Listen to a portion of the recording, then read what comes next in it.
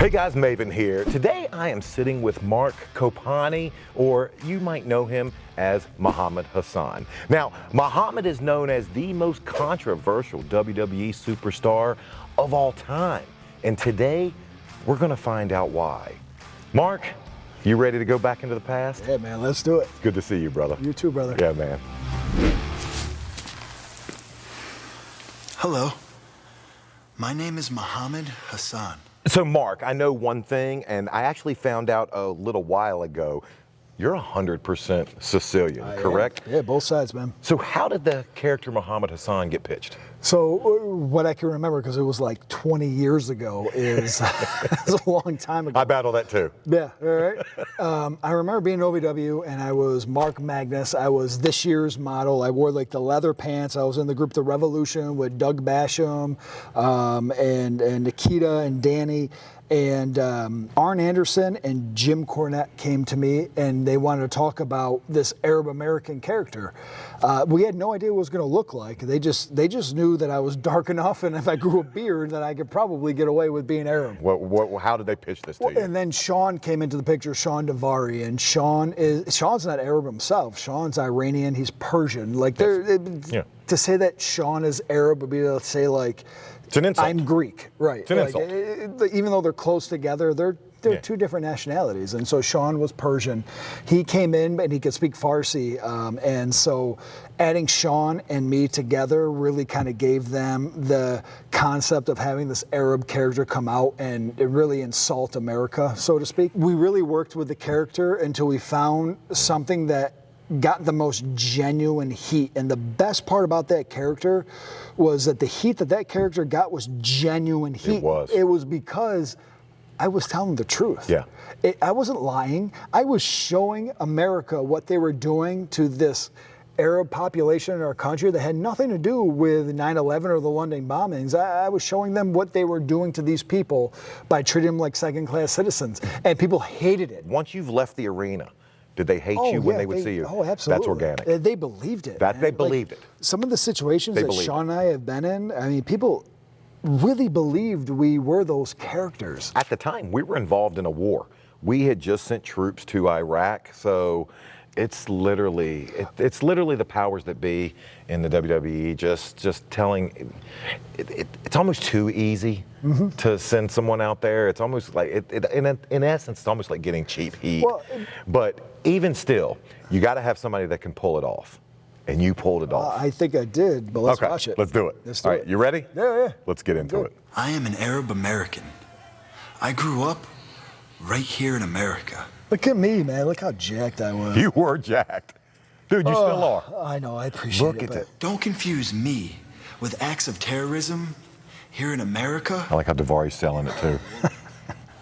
Thank you. Oh, hold on. Praise Allah. I honestly, I don't think you really hit the heat part until the end. I think it was the praise Allah. Well, we didn't really hit the heat. Did you add that? Did you add that, or did they tell you to do that? I can't even remember. I might have added it, but I don't think we really hit the heat until the second or third vignette before I came out against Mick. Right. But no, it's funny to watch that. Like it was so exciting. Could you imagine, like 24 years old, and being flown to Connecticut and staying in these fancy hotels? Brother, to do I was a school teacher. Yeah. I was a school teacher and then thrown into the same thing. So yes, I do understand. Is my manager, Khosrow Devari, translates for our Arab brothers. سلام. Now this is Persian. It's not. Yeah, it's Farsi, right? It's Farsi. Yeah. وقتی ما میایم واسه شما کار کنیم توی WWE. When the character wasn't over the top, it wasn't a caricature, it wasn't a fanatic Muslim, it was just a man who was out there, who was athletic and wanted to wrestle and was speaking up for the people that he loved and the injustice that they faced at the time. That to me was the perfect time for the character. It was working. Was there really a time that there was a time you thought this character was going to be a babyface? Not really. Yeah, but we didn't know. Like we were just kind of. I remember being in the car with Randy, and we knew we were like, God, he's gonna get So much heat. So much heat. So No, much we heat. knew it was going to be a heel, but at the time with that vignette, we were just kind of very, I think you delivered it perfectly. Right, very in the middle. We didn't want to seem angry. We didn't want to seem like a heel. We didn't want to.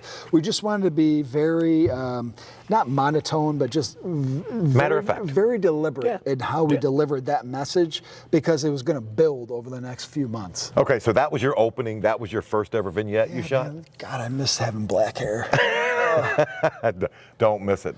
With the grays comes wisdom. Yeah, I just chop all mine off. That's what I'm told by most people, but my kids. To travel overseas and entertain the brave men and women who put their lives on the line for us every single day. All right, so take us to where we're at right now. Well, we're in Alabama. This is 2004. This is my first ever appearance on TV. My entire family was watching. This was a big moment for me. I came out in a suit that wasn't fitted for me. I had no idea how to get. I didn't know anything about tailoring back then. I was 24 years old. I went and bought suits at Macy's and just put them on. Yeah. But I came out and I remember I took the suit off. I spoke with Mick in the back, and he's just such a professional, like such a true talent. And he was just great. And we came out and we just fucking got into it, man. And it wasn't really scripted, but man, I could take that standpoint any day of Muhammad Hassan. I understand what that character felt. I understand the prejudice and the injustice, and it was so easy for me to just go. Because it is our brave men and women who The music. That music, though, was so impressive. I love that music. What the hell is this?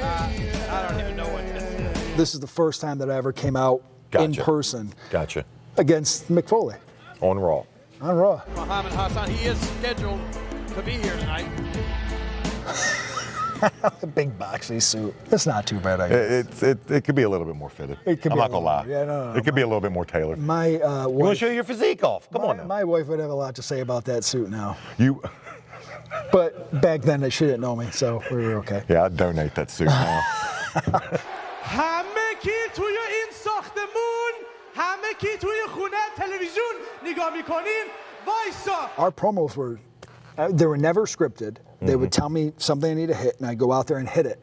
But they were so easy because if I ever got lost for a second, I just had to stop. Yeah. And the crowd was so hot the whole time. You know, and they would start chanting USA, and I could gather my thoughts, and then I can go. I mean, Again, right at this time in 2004, we're 1 year into a war, into a conflict over in the Middle East. Yeah. So they're hot. They're ready to chant USA at any time, especially now. And you guys were just fodder we were for there, them. man. Yeah. And the truth is, it's people like us that are the real victims of this war. Muhammad Hassan would never work now. Never. Never. You could never. Ever. There's a And few it characters. shouldn't. And it shouldn't. And I'm not saying like it's too bad it won't. I'm saying like it definitely wouldn't, and it shouldn't work. Right.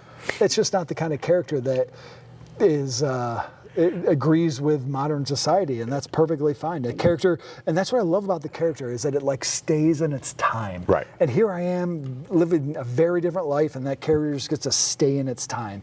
And to me, that's perfect. I'm just amazed. Not that they put this character on, but just that you were able to go out and be so damn believable.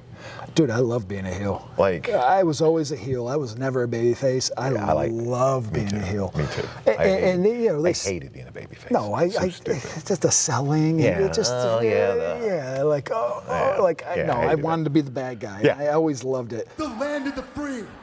And this is no longer the home of the brave. I really felt that, man. Like, it was such an injustice that what I had to witness happen with Sean, that happened pretty much 2 out of 3 times at every airport. It was such an injustice. It was so easy to get It was that often. Oh, yeah. It was just so easy to get to that point of anger because, like, look, you know Sean. Like, Sean's like the greatest guy in the world. He's like as American as apple pie. And he's just the most super nice, like, so unassuming human being you'll ever meet. And seeing those things happen to Sean, every time we had to travel. How did he take it? How he did took he react? it great. In Because stride? Sean is great. Yeah. He took it great, man. Sean he's a professional, and we would laugh about it, but at the same time, when it came time to be angry about things like that, it was He could flip that switch. him and I. Knowing that they had this character, whether it was a good idea or a bad idea, it's not for me to decide, but I guarantee you this idea was one that Vince probably had at the top of his checklist. It was Vince's baby. Yeah, exactly. And knowing that they gave it to you to pull off, man, that's got to make you feel good. I'll never forget, man. So I go out in OVW as part of the Revolution, and I'm wearing my leather pants and a studded belt with Doug Basham. Yeah. And, like, we're going out there, and I had to cut a promo. And in my mind, before I went out there, I remember just thinking to myself, you're going to do one of two things. You're going to go out there, you're going to be really shy and scared, like you feel right now. Right. And it's going to be shitty. It's going to be awful. Yeah. Or you're going to go out there and you're just going to cut loose. And have at fun. least you have a chance that maybe it's okay. It still could be really bad, but at least you have a chance. And I remember going out there and just doing my best rock impersonation. And that's what I was doing. And of course it's me, so it comes off a little different. And of course the character's different, obviously, than The Rock. So I remember going backstage, and I remember everybody was just kind of looking at me. And I thought I really screwed up, and I didn't get it. And it was Joey Mercury. Oh, Joey Mercury, yeah. Yeah. And he was like, bro, nobody knew you could talk. And I was like, Which is the biggest backhanded compliment you can get. Well, and I think but what every wrestler wants to hear. Right, and I think what he was saying is nobody knew that I could cut a promo until that night. Because of course I would do it in practice, but to get out there on TV and just go off deliver. like I did, and I did. And he was like, yeah, you're going to be out of here pretty soon. And he was right. Like, it was months later that they pitched the Muhammad Hassan gimmick, and they brought Sean in, and then I was gone. And I was off TV. It was like the hardest time of my life being off of OVW. Like, all of my boys were still in OVW, and I had to stay home. Like, that's how Jimmy did it. Like, it was kayfabe, man. Like, I had to. Mark Magnus was leaving OVW, and he was going to come back as Muhammad Hassan. Right. But I needed to be off the air and off of TV, and not even at the arena for like 2 months. Jimmy was old school. He old back school, then. and that's my life. Like that's my life. Wednesday nights at OVW was my life. Yeah. Good, I'm glad I interrupted you because I am sick of hearing you express your admiration for these troops. I still have this ticket, actually. My sister's boyfriend at the time bought a ticket and put it in a frame for me and gave it to me. You have it? Yeah, That's so cool. that's That's awesome, awesome. isn't it? Do you display wrestling paraphernalia? My office does. Yeah. There's not one thing in my house. Really? I have our plaque. That's it. Yeah, Other than that, there's not one my thing. home office has stuff. My office at work, I have some stuff up, but at my house, nothing. Because throughout our country's history, brave men and women have bled and fought and died to give you the right. The way that Mick Foley handled this promo, like, I'm coming out there speaking the truth, sure, but he shot back the truth at me. Bingo. So pointedly. Absolutely. And so brilliantly. Like, it makes me look like the hypocrite. And that rarely ever happened when I did a promo as Muhammad Hassan. Like, Mick Foley, like, what he did here in this interview was phenomenal. But this was one of my more favorite interviews. You're coming off very passionate. And I think the fact that two things can be true at once is why these people, why they don't know really how. Of course, I understand what he's saying. I love Mick Foley. Of course I'm going to go with Mick because I know who he is. And Daivari selling it was they're going back with the Farsi. Sean was shooting back with the Farsi back. It's just genius. There'd be no Muhammad Hassan without Sean genius. Daivari. It's just genius. But you're right, because they're very quiet watching this. Like, there's not a huge reaction. It's like they don't know what to think right now. Right. You support an evil and unjust war. I support America. I remember my debut, and I remember like standing at Gorilla and thinking, as I'm looking at that curtain, thinking, I hate this. What am I doing this for? Like, what are you thinking? Why did you do this? I remember sitting in Gorilla and being like, why did you send the video into Tough Enough? Because I was so scared.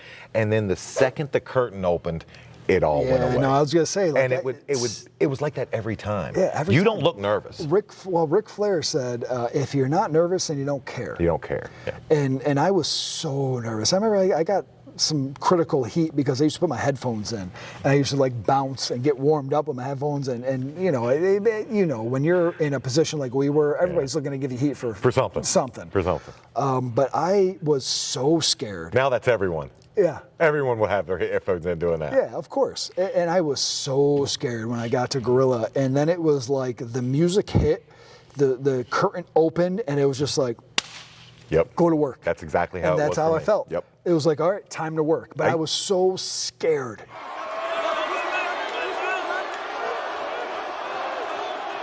Look at me, look at that Italian. How can you not know that I'm Italian? With the that tattoo. fucking wife beater. And the tattoo. The tattoos. I'm so Italian right there. No, I don't think I will. Because I will not fight a man that I don't respect. Look at me in that wife beater, man. Look at that. Yeah, you look jacked. I look super jacked. You're still jacked. I hate you for it. Well, thank you. I literally hate you for Look it. at how dark my hair is. I saw you walking. I almost said we're not interviewing him. He looks too good. You've never had hair, though. Have you ever had hair? Never. No, I've never Never. known you with hair. No. So you don't know what it's like for it all to go gray. It's black there, and then it just... You can't blame a man for not fighting someone he doesn't respect. So that's your opening. So we've seen your opening vignette. Yep. We've now seen your opening spot on Raw, and we're gonna go. And I don't know what's next, but I can't wait to see. we're gonna find out. WrestleMania is awesome. Nick, Another character let me tell you that this. could not exist today. Nick wasn't wanted by the WWE to be a wrestler. He was wanted to do what he did with Eugene, and he was great at it. But he is one of the best technical wrestlers of all time. He was one of my trainers, and he was one of those guys that really took care of me. And one of those guys that I respect more than Nick Dinsmore, Rob Conway, Rip Rogers, Danny Davis, Jim Cornette. Like those are guys that are in my Hall of Fame that I respect more than anybody for how they took care of me when I came as a 21-year-old kid to OVW. And so to be able to go out in WrestleMania in LA and work with Nick Dinsmore, with Hulk Hogan, is the highlight of my career. Like I just can't emphasize it anymore. To be in there with my first trainer, who was someone that I look up to and I respect more than pretty much anybody, and then Hulk Hogan comes in. This is the greatest night of my life. He pulled this off. He pulled his character off He's just so good, to man. perfection as well. But that's not Nick. Like if you know Nick, that's not Nick. No. But if you know Nick, Nick's very quiet, Very quiet, very reserved, very reserved. and I don't want to say very serious, but when he's teaching wrestling, he's serious. Yeah, because he takes it seriously. Absolutely. The wrestling is his life. Well, Eugene shouldn't have been out here to begin with. Now that's where we get Now the you whole- got the hijab. Yep. Now you have the gown. Gotcha. I think I just sold that, actually. I sold something on eBay not too long ago. How much you get for it? Not How much. much you get for it? Not much. Not as much as I thought, man. How much you what? Like $2,000. Oh, that's more than. Well, that's not that bad, man. That looks like I can make that. Do you have any idea why I'm angry? You don't like midgets. Just so awesome being there So- with Nick. It just was so awesome. Yeah. I'll tell you what, I went home after this, or back to the hotel and slept. I was exhausted after this. I didn't do anything. I went back to the hotel room, I watched a movie, I ate, I ordered 7-layer carrot cake every day. I think by the end of the week, I love it. the boys like Chris Masters was on the road at the time, Gene Snitsky, Sean, and they were like laughing at me because I was like $1,700. Like, Out of carrot cake. Yeah. Yeah, $1,700. $1,700, and I won't forget that amount because now, as a father of 4, I'm like, you know, these kids order like $20 worth of something. I'm like, you guys know where you think money grows on trees? What are you doing? What I don't like is being excluded from the biggest show. Muhammad Hassan was a character that really lived in kayfabe. It was kayfabe. It was a lot more kept- kayfabe. And that's remember when I came out at the Royal Rumble. When I did come out, everybody ganged, and that was just to me like a perfect moment where I came in the ring and everybody stopped. And how often does that happen? Never. Never. Never. And everybody stopped, and then they all turned on me and threw my butt out of the ring, Yeah. and it was like. That's that established that Muhammad Hassan had no friends in the WWE. That's another example. You were up here in Vince's like people don't just get those moments No, Vince, on big pay-per-view. Vince was always great to me too, man. I remember one of one of the coolest things is I always got along with him too. Yeah. He's a business guy. He was. And for everything that's happened afterwards, I can't speak of. But for when I was there at the time working with Vince, he was always good to me. And my character was kind of like his baby. I remember flying on his personal jet, going to like Buffalo, which I went to school at, which was so cool. Flying on his personal jet to do a press conference in Buffalo with JBL, like Bradshaw, it was us. And yeah, it was really cool. But I never had a problem with him. He was always very open and accessible to me. I could go talk to Vince. It's another prime example of two things can be true. Yeah. I can have a good because I had a perfectly fine relationship with him, and you realize in life that it's just he's a businessman. Yeah. And when you make him money, he loves you. And when you don't make him any more money, he moves on. But that's what you realize about the top guys too, is they just want to make money. They don't. I never felt like Hunter or Undertaker or Kane or Shawn, any of them ever had an issue with me. They wanted me to be good so they can make money with you. Yep. It was always the mid-card guys that felt like you took their spot, that always had a beef with you. And it was like always bullshit beef. Like, you didn't flush the toilet when you walked out of the bathroom, kind of stupid shit like that. Like, okay, man, like. Yeah, sure. But I have never been pinned in my career. Did a lot of yelling. I kind of feel like I wish I would have just talked a little bit more. But the yelling is what sold me. Yeah. Look at those good punches. Yeah, no, I had a good punch. There you go. But look at this shit. They got Hulk Hogan's coming out. Yeah, I mean, the All-American. Just writes itself. When I was 8 years old, I walked down the street. I lived in the city of Syracuse, inner city, and I walked down the street and across the street with my mom, and I went to my friend's house that lived on Pond Street, and I watched WrestleMania 3, and I'll never forget it. I still remember it clear as day. That's awesome. And so after the match in WrestleMania 3, I remember I walked to a payphone just right there, and I called my mother Colette to come pick me up.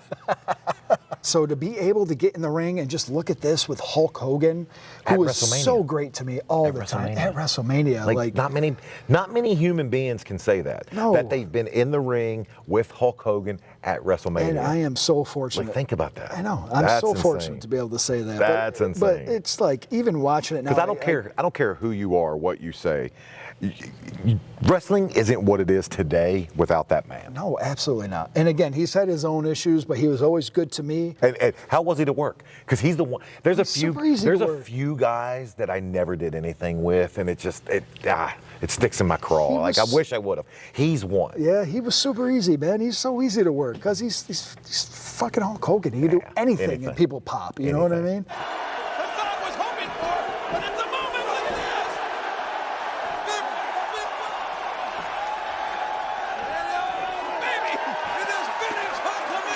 We were fortunate to be involved in a good time in the business. With some really good talent. Really good, talented guys, and I've always appreciated the fact that we didn't have cell phones recording everything. It'd be in so much trouble if we did.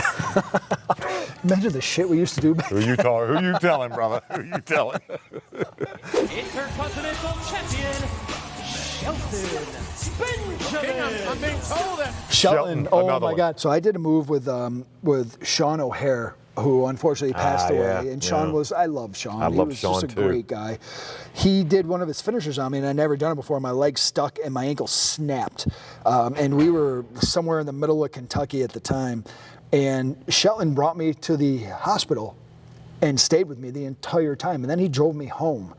And ever since then, like, I saw Shelton. I was going up the elevator in Philly at WrestleCon, and he looked at me, I looked at him, and I can't even believe he recognized me. He's like, hey! He still looks the exact same. Yeah, I was like, I'll be right down, stay there. And I came and I hung out with him for the night. He still looks the exact same. Oh, God, he's just amazing. And he's so, like Shelton was the most athletic wrestler that I've ever wrestled. Me too. Shelton used to walk the ropes. He could walk on the top rope. I watched all the way across, man. I watched him walk the ropes. Now that's a hell of a compromise. Look at that bandana. Look at that. That's because I gigged, I think, the night before. And you know what? Fit Finlay had to do it. I couldn't get the razor blade out of my wrist, so Fit took one and cut my head. Fit did this one on me. Did he? Yeah. No, I still have that scar. Did he? Hold up. He went. Right there. Yeah. Hold up. He went that way with me too. Look. Yeah. Yeah, we got matching scars. But that's a rib. We're supposed to go horizontal. He goes vertical on us. He left his mark on both of us. And you know what? I bled like a son of a bitch when I did that. So it was totally worth it. What a night, JR. We start the night off with, whoa, look at us. Start the night off with our first Raw. Look at that. Like, you move good. I wasn't awful, but I'm not as Dude, good. I'm mediocre at best. Listen, I watch myself way too critical, too. But remember, I've been wrestling for like 4 or 5 years at this point. So, and Shelton was one of the guys that I trained with. Yep. That was a light kick. But I was mediocre at best.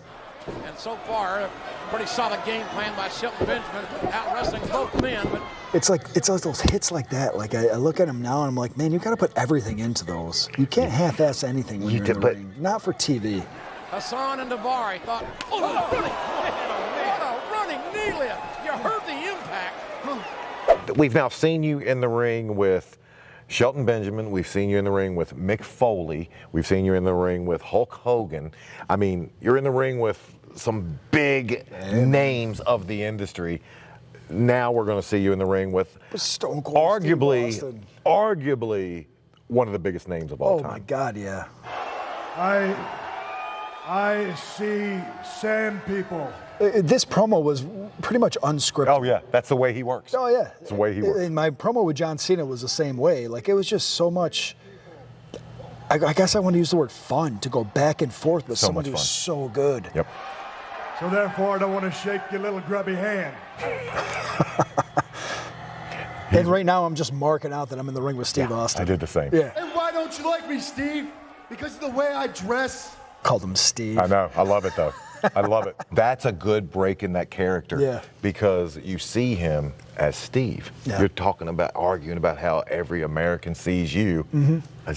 It's small little things like that I think add to. And things that I never thought about at the time, but again, and something you didn't mean to do. Yeah, this wasn't scripted. You didn't mean to do that. I just, when I was talking, I was angry, and you were Steve. You weren't Stone Cold. Like, who the fuck are you to be telling me this shit? Yeah, you're disrespecting me. Why am I gonna, That's Steve? how I felt at the time. Like, that's what was so great about promos is that they really were generated naturally based on what was happening in the ring at the time, and that's again something I really enjoyed. Like, if I loved wrestling, and I'll always love wrestling, and I love the technical aspect of wrestling and the physical aspect of it, but I loved my promos too. Because they were fun. Yeah, they were just so much fun to be able to get that heat from the crowd and then to work with someone like Steve Austin or John Cena, who was just a consummate pro, and to be able to go in there and hold my own. And hold your own. Yeah. And not just work with them, but hold your own. My own, yeah.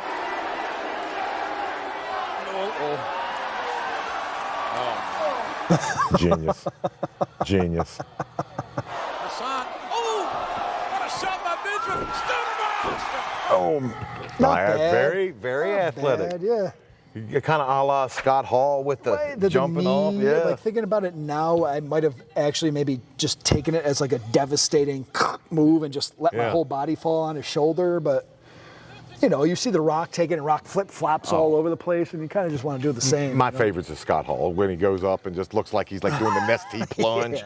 So now we're leading into what would become the end of Muhammad Hassan. Take us. Do you remember where we're at? I do. What the situation was? Sean and I got moved from Raw to SmackDown, and I remember being. And that was Taker's show. Yes, and I remember being vocal about it because, and I said this before anything ever happened to Stephanie McMahon, just that Raw was on network and SmackDown is on cable, and I just felt like my character was getting more and more edgy, and I remember expressing my concern that moving that character to a network show was ultimately going to be bad for the character. Either we got to tone it down or that character's not going to fly. Yeah. Let's watch this Undertaker. Let's do it. Undertaker part. Man, there has never been anyone quite like the Undertaker. Explain what's happening in the world during this. What leads up to you and the character. So this was filmed on a Tuesday. The London bombing happened, I believe, on a Thursday morning. SmackDown was set to go on air Thursday evening. They made the decision to air it in its entirety with this match, with Shawn acting like the Muslim martyr being carried out of the ring, with a crawler at the bottom in England just kind of talking about, you know, this might be sensitive to some viewers. Right. When that happened, when this happened on SmackDown, it reached, like, it was in the local newspaper in Syracuse, and no one even knew that I was from Syracuse. It was in Time Magazine. It was everywhere. As Daivari gingerly makes his way into the ring. You might want to lose that ginger in his gingerly step. If anyone that knows Vince, you know, with Owen Hart, they know he's going to put a show on. Yeah. He's not going to not stop. The only time I can remember him not was with Benoit. Yeah. That's it. Yeah. That is it. Well, that was because no one knew what was going on at the time. Exactly. But yeah, this was 7 minutes of a segment, I believe, and so to just take it off of TV would have left a huge, like, and in the United States, I mean, okay, like, people aren't, it's different than what happened in England, but after this, it was over. I mean, we had media outrage about the fact that they even aired it. And look at me, and I'm going to drop down to my knees, and I'm going to do, and this is when the character went from being a very truthful, fun to hate, representation of what was happening to Muslim Americans at the time, to now being a caricature, like a fanatic Islamic character, and I didn't like it, and I was very against it. Right. But I do it out. Tell me what to do. I'm going to do it to the best of my, like Rip Rogers. Yep. I'll do it better than anybody else can do. What the hell is this? What the hell is this? Who the hell is this? What the hell is it? After this, we went on a campaign. We talked about going on like a campaign to talk about the character, and ultimately Vince and I remember I went to, you know, remember Johnny Ace. Hell yeah. I remember Johnny. I went to Johnny, and I remember I was looking at houses in Syracuse where my parents lived at the time, and I looked at this beautiful house, and I went to Johnny and I said, "Listen, going to buy a house. Should I?" And he's like, "Don't buy the house." Wow. And that's how I knew that they weren't going to fight it. That my characters. And I was under contract for like a year. I moved to LA. I was under contract for like a year after, but ultimately I was so heartbroken. I didn't do anything wrong. And I think that even afterwards, I think Vince had made a comment about how the reason why Muhammad Hassan isn't on TV is because of the person playing him, which is total fucking bullshit. I didn't do anything wrong. I did my job, and I did it as best as I could. You know, Vince is obviously going to say that to save face, because he's never going to say, "Oh, we pulled the character off because we caved to sponsors who said they were going to pull their fucking money, pull their advertising money." Right. Yeah. But I was so heartbroken after this, man.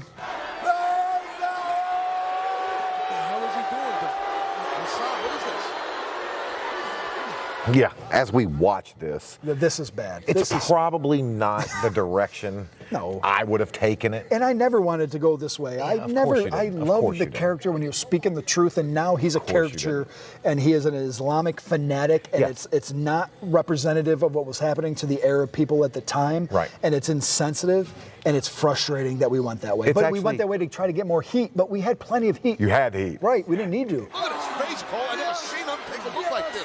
A beat red, his eyes rolled back in the back of his head. You're going against, you're not what you said during your first promo. You're going against everything that you said. In your first promo, you speak about, you know, growing up in this country and loving this country and everything, but you just were treated unfairly. Right, after 9/11. This is that was my catchphrase. After 9/11, everything changed. Yeah, this is completely. And I promise you, I was very vocal against it at the time. But you know the business. What are you gonna say? They literally were like, we don't give a shit. Go do it. Yeah, I got heat because I was like, this is not where the character needs to be. They don't give a shit. Why are we doing this right now? I never seen nothing like this in the industry myself, but this is a little... The legitimate story was I was supposed to beat The Undertaker, and then I was supposed to wrestle Dave Bautista in D.C., where he is billed from. And where he's from. Yeah. And it was the big fuck you to America that the Arab defeats the hometown boy in the nation's capital. In the nation's capital. So I get it. Like, I needed help to beat The Undertaker. I would never, ever assume that I could beat him on my own. Well, that's just protecting. That's just protecting him. Of course, it's protecting him. And he deserves to be, but he's the greatest of all time. But the fact that we went to this level. God, he sold that good. Yeah, he did. Look at how good he sold that. We went to this extent to beat him, and we just could have done it better at the time. But who knows where I would be if we did? I'm happy again where I am and what I'm doing. Yeah, exactly. You can't look. That's the one thing that age has taught me. I never look back. Never look back. Never. Never. I look forward. Yeah, it's not what I've absolutely. done. Yeah. Pay attention to what I'm about to do. I've I've always been that way. I know no individuals that can drive their car looking in the rearview mirror. You got to look straight ahead. I will never tell you what I've done. If you ask me, I'll tell you, but I'll tell you what I'm going to do. There you go. None of the lumberjacks are favorable to the Undertaker. Hey, Muhammad! Undertaker's surrounded, Cole. So going into this match, Mark, did you know this was it? Did you know this was going to be the last time that you would be, not only on television, but in a wrestling ring? It's tough to say I knew it was the last time. I kind of had a feeling it was the last time that character would ever be there. Did I think I'd come back as something else? Maybe, because at the time I still had some hope. Were you open to being repackaged? Yeah, I was for a while. Got to stay. The referee. Oh my God! And there's the power of the 300-pounder. Oh my God! Do you have any idea how awesome it was to wrestle The Undertaker in Buffalo? My entire family, by the way, is front row, so Are you you'll serious? see them. That's awesome. That's awesome. My brother, my father, my cousin Ryan, they all got those chairs with Torrie Wilson on them. They're all in the front right there. Undertaker is so methodical, and Hassan, as Undertaker ran into a boot that time. And another big boot by the Undertaker. Well, so we were doing a 1-2, like one, Yeah, 1, 2, 1, 2, and yeah. he came in. I was like, boom, and he came back for the 2, and I saw his mouth was bloody, and I was like, Oh shit! oh shit! Here it comes. So he fucking boom, and you could see it. That's this match? Yep. Undertaker, someone just got angry. Oh, here we go. Here it is. Here we go. 1, 2. Pretty much. 1. Probably. Yep, that was it. That was the one you called him? That second one? You heard it. You heard it. Did you hear this? And he's like, "Are you okay?" I'm like, right there. He's like, "Nope, I need a minute." He goes, "Okay," and he powders out. See him?